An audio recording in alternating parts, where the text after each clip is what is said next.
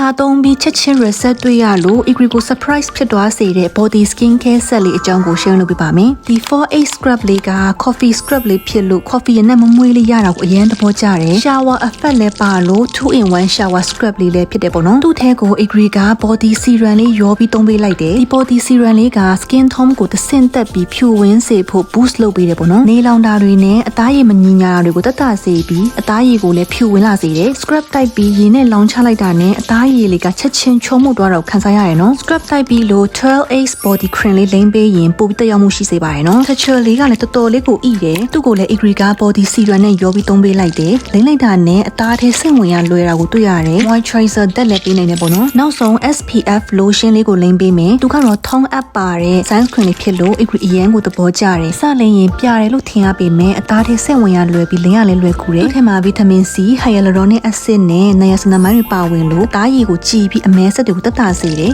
အင်ချီလက်ပြက်လေးတွေစကတ်တိုလေးတွေပုတ်တဲ့ခါမှာတွေဆိုရင်အရန်သုံးဝင်မယ်လို့ထင်ပါတယ်ဒါကြောင့် skin editor ရဲ့ body skin care set လေးတွေကိုစမ်းသုံးကြည့်ဖို့ highly recommend ပေးပါတယ်နော်